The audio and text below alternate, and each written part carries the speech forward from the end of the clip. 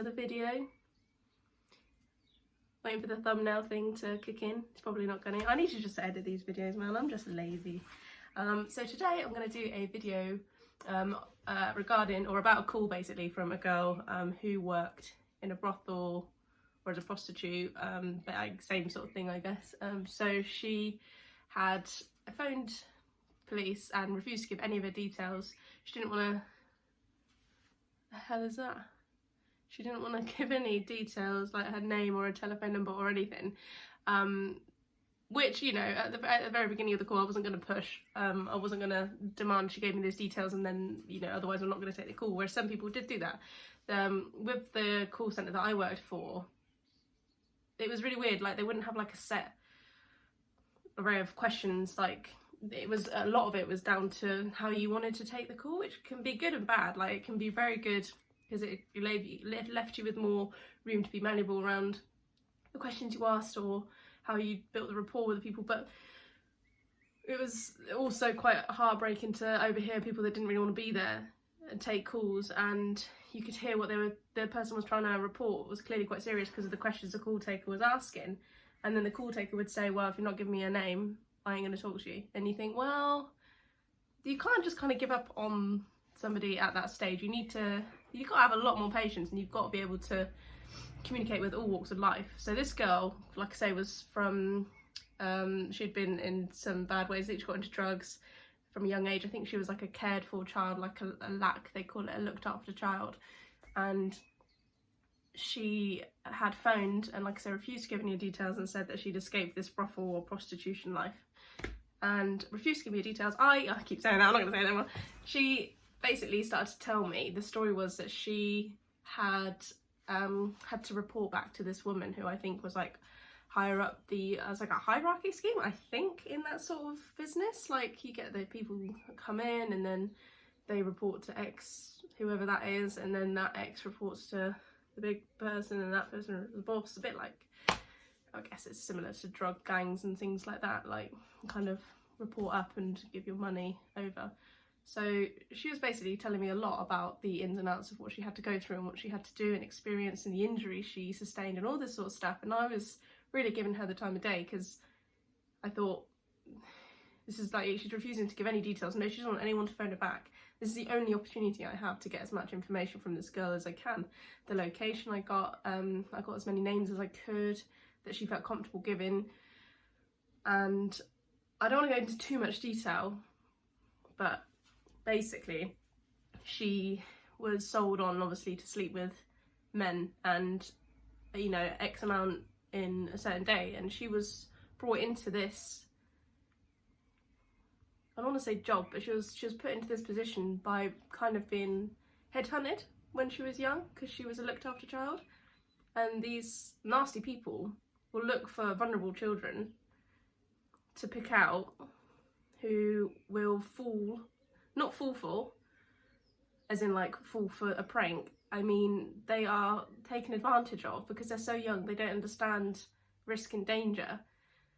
So they are preyed upon and convinced to come and work for these people. So these people come across really nice, you know, well put together, they look lovely, they look friendly, they've got nice clothes, they've got designer clothes, they've got lovely phones and jewellery and perfume, men and women, and they'll hunt out these younger children, and they will say, look, if you come work with me, you can have this, you can look like me, I can buy you this perfume.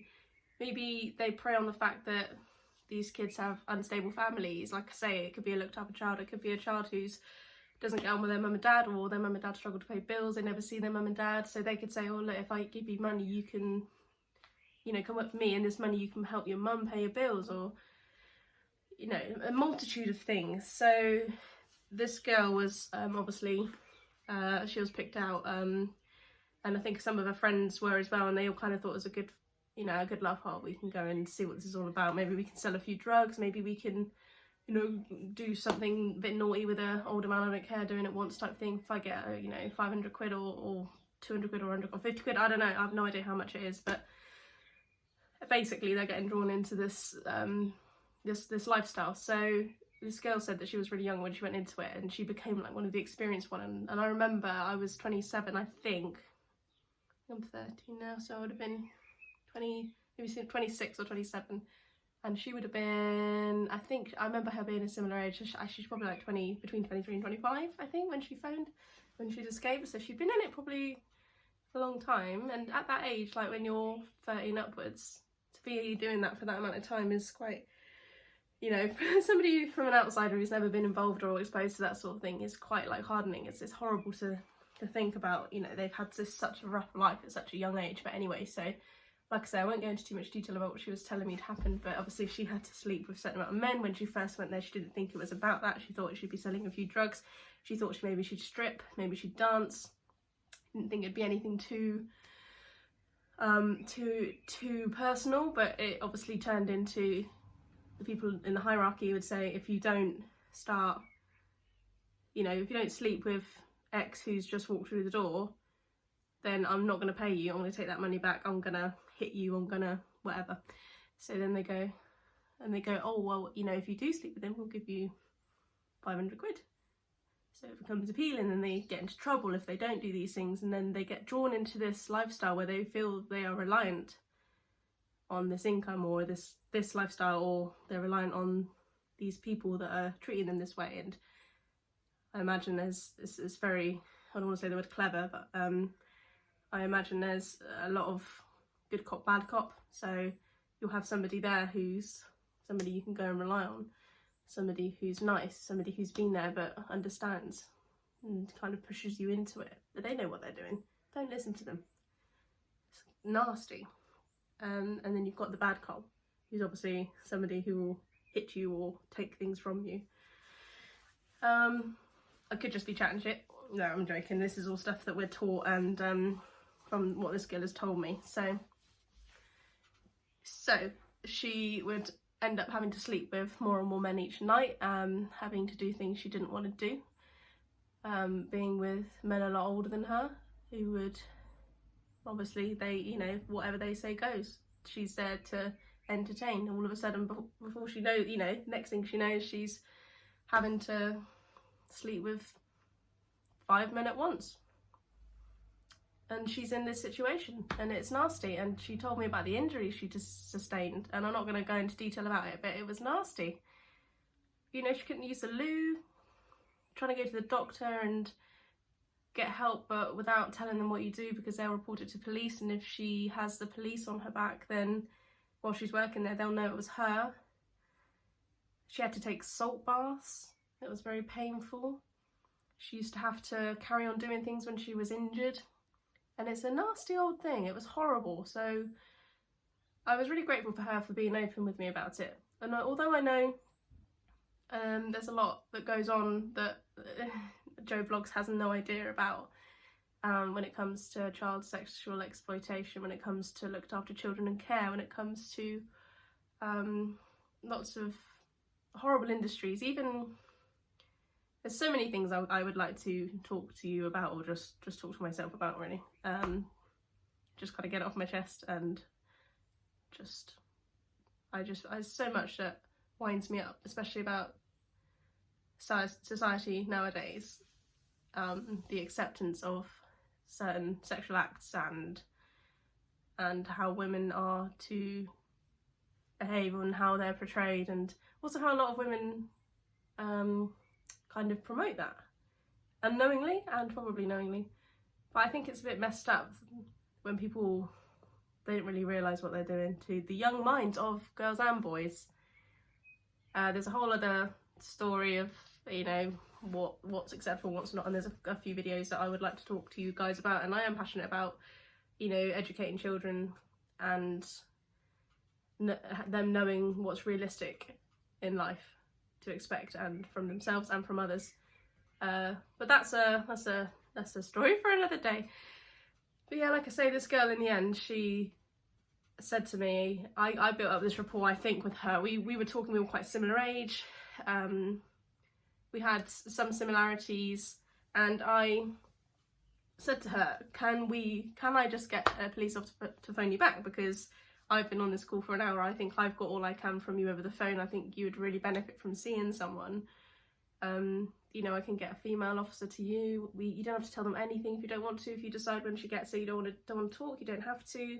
But at least give it a go, because I said even if you're not helping yourself, if you feel like you don't care about yourself, you know, and you don't want to report it, you don't want to be involved anymore, I said try and think about doing it for someone else, like for somebody else who is young, who's going to get into that situation inevitably. It always happens all the time. It's a huge issue that is a taboo subject. I said please at least try and do it for somebody else.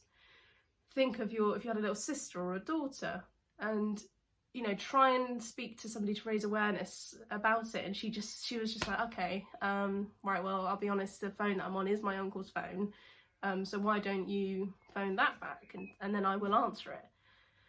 And I said, you know, I think what you're doing is a magnificent thing, you know, you're very strong, come on, you know, thank you for doing that. So it was all agreed that she would answer the phone.